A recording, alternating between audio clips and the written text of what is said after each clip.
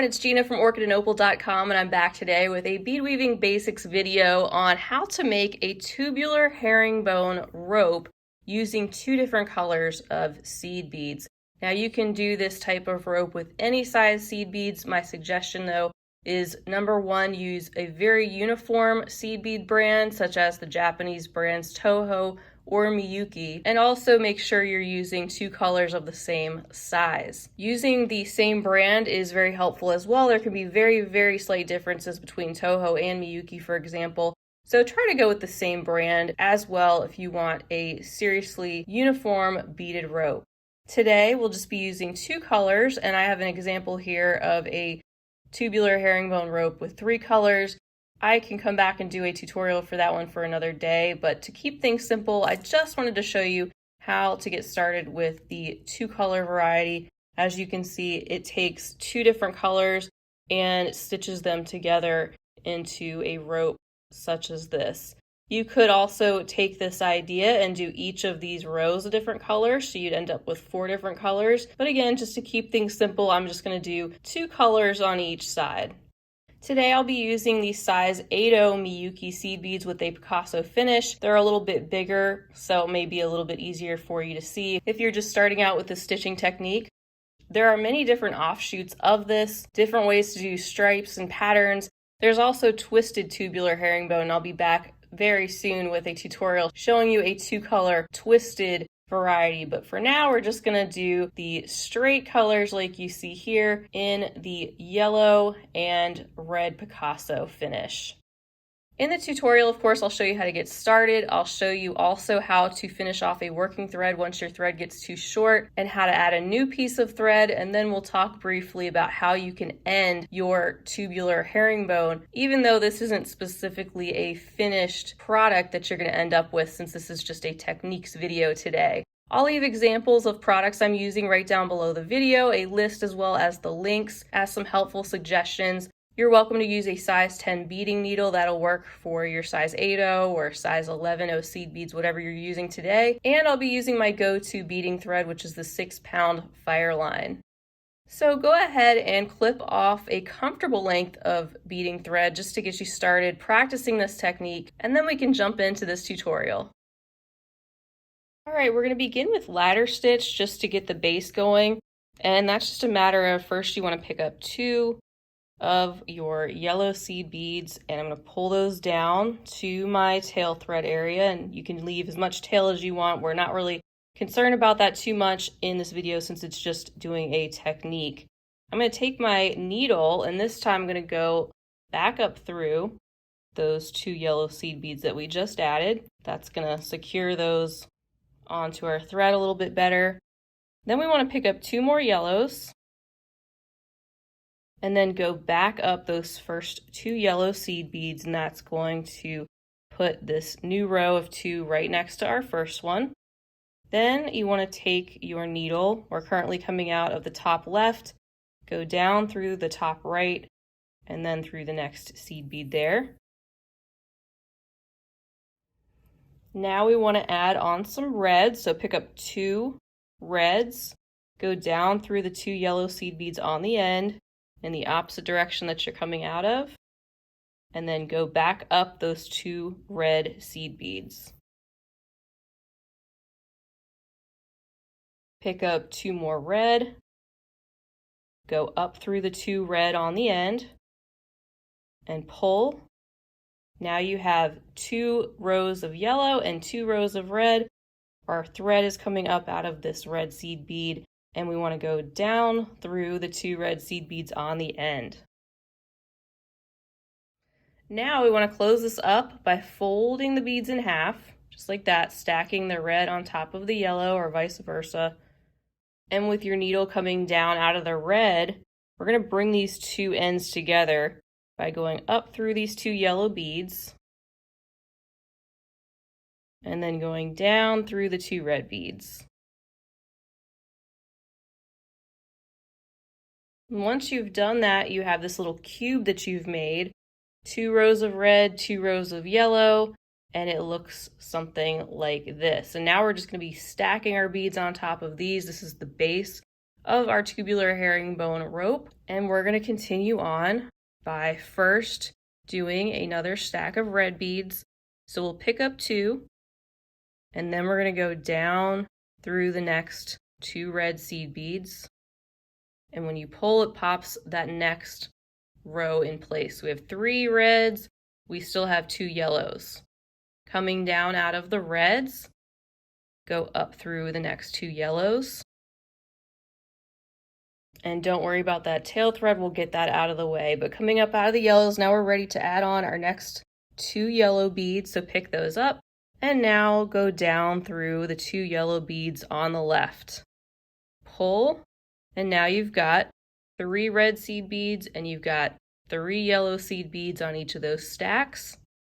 And we need to come up out of the red that we get to next to continue adding additional beads. At this point, I am going to put a needle on my tail thread and weave that back in just to get it out of the way so it's not a distraction for the video. If your tail thread had wrapped around those first 2 beads, in the beginning, you just stick your needle under that thread and pull, and it's just going to unwrap that from those 2 beads. And then you can put your needle on there and just weave back and forth through those bottom 2 rows, making a couple half-hitch knots and getting that out of your way. Alright, so now that tail thread's out of the way, and this is what we have so far. We've got 3 beads stacked on top of each other in each of those rows.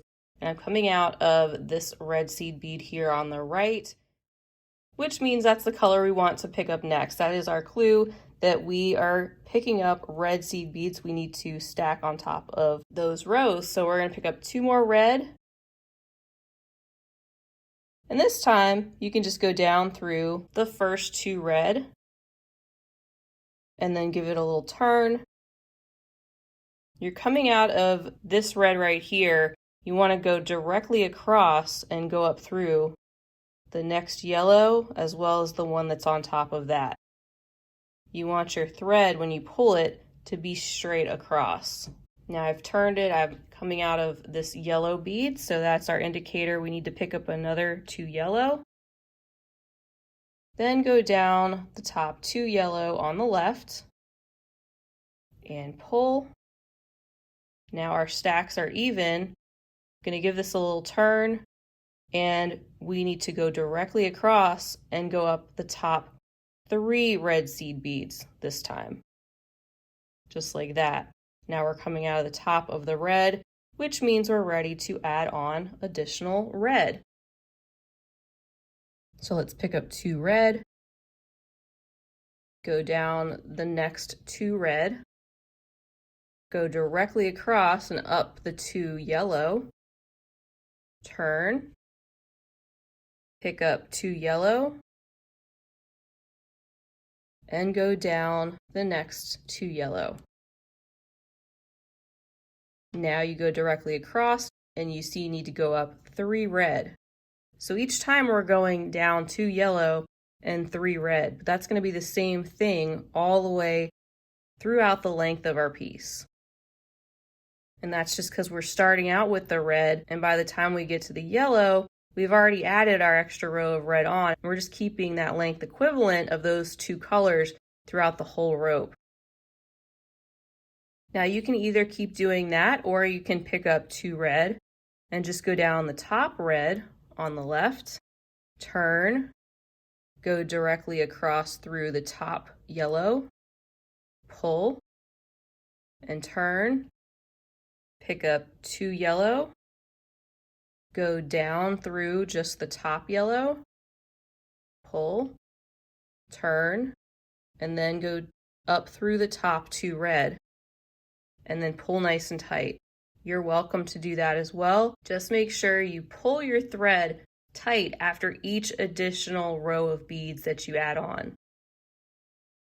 And also you want to stick to the same number of beads, whether you decide to go down 2 at a time or 1 at a time, because what happens is you are creating this little thread bridge across each of these 2 colors. And you see how when I didn't go down through the top 2 that time, there's no thread bridge here. So to keep consistent, pick one way or the other and stick with it, continuing on with just going down through the single red bead there, up through the single yellow bead.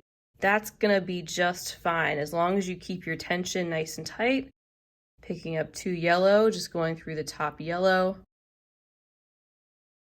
And then we want to go up through the top 2 red when we get to that point.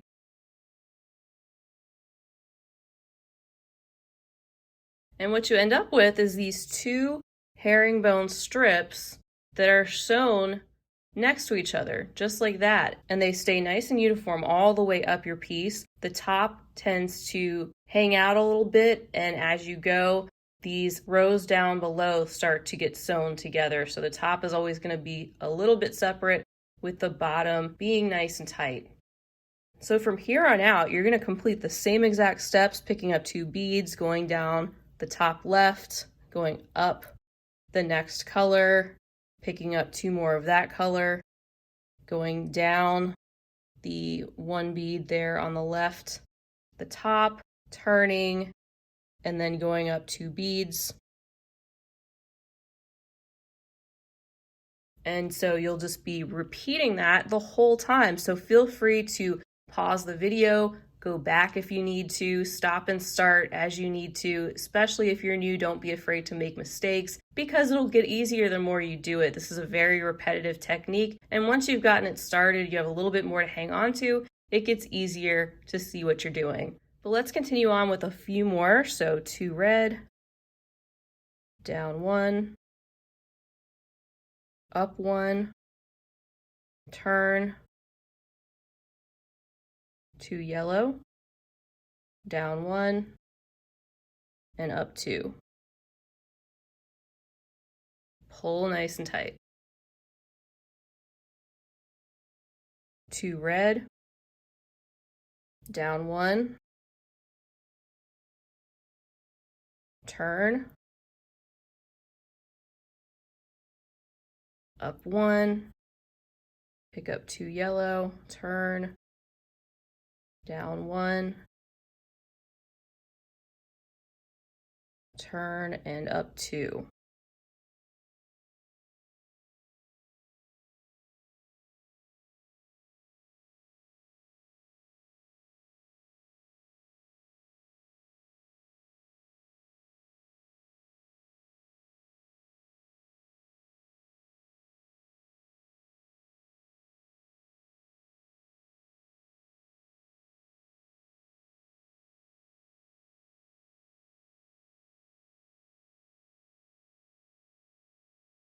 So keep going in that manner until you run out of thread or you've gotten to the length that you want.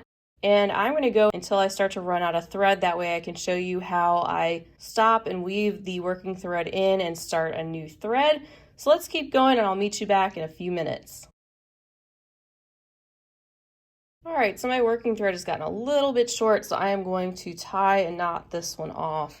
Currently coming out of the red color over here on the right. I'm just going to go under the thread bridge between the 2 red beads to create a loop, and then stick my needle through that loop and pull. So just 1 half hitch knot right there. Then I'm going to go down through like the next 4 red seed beads and go directly across, going up the 4 on the right.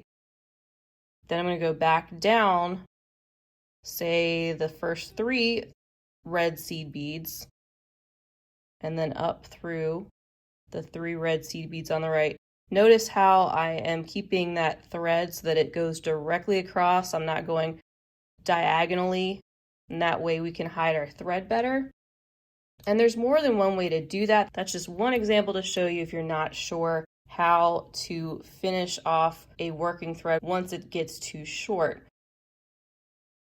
And then when you have that all tied and clipped off, you can add a new piece of thread to your needle. And we want to pretty much keep going from the point that we ended. We were coming up out of the right hand side of the red beads. And I'm just going to have this on the red side. I'm going to take my needle I'm going to go down through, say first the 2 red beads there at the top left. Pull until I have just enough tail thread to weave back in later. I'll fold that out of the way. I'm going to go directly across and up through these 2 red seed beads here. And I'm going to do like we did before, and I'm going to go under the thread bridge in between the 2 red beads to make a loop, and then pass my needle through the loop to make a little half hitch knot right there. Then I'm going to go down through the first red seed bead on the left and up through the first red seed bead on the right, which gets us going from where we left off. And then we just have this tail thread. We can either weave that back in now or later. I'm just going to hold that out of the way. And then you can just keep going as if nothing ever happened, picking up 2 more of your red beads, going down through the next, turning, going up through the yellow, picking up 2 yellow, going down through 1, and coming up through the 2 red, just like that. And then you can just keep going as long as you need to, and it's as simple as that to add on a new piece of thread. So that is all there is to the 2-color tubular herringbone stitch. Once you get to the length that you want, you can just finish off both ends. Since this is such a versatile type of beaded rope, there's so many different things you can do with it. There's many more than just one way to end this type of rope, but a couple of examples are to take an eye pin, such as something like this, and to weave that into your beadwork, closing that up so that it is secure. And then you can take some type of an end cap, one that is smaller than this because this one is a little too big for this example, but just to show you something you can do is then you can create a loop with your wire there, use that loop to attach a jump ring, your clasp, etc. So that's one type of example. Another thing you can do is you can bring these 2 ends together by sewing the beads together so that they look kind of like they do at the beginning there. And then you can use a similar type of bead end cap like I just showed to glue those 2 ends inside, one that does not have a hole on the end so the glue does not come out of the top. And then you can attach your jump rings and clasp, etc. to that. So those are 2 different examples. Stay tuned for a tutorial where I will show you how to do some twisted tubular herringbone, such as this and this, with 2 different colors. These are size 11s, these are more size 8s, so I'll have much more to come. Just wanted to cover that one example of the 2 colors at one time to keep things as simple as possible. So feel free to leave me a question or comment down below. I always love to hear from you. Definitely give the video a big thumbs up if you enjoyed it and if it was helpful for you, and hit that subscribe button while you're here because I'd love to have you back for future videos. Once again, I'll leave some examples of materials listed and linked down below. And until next time, I hope you all have a wonderful rest of your day. And as always, happy beading.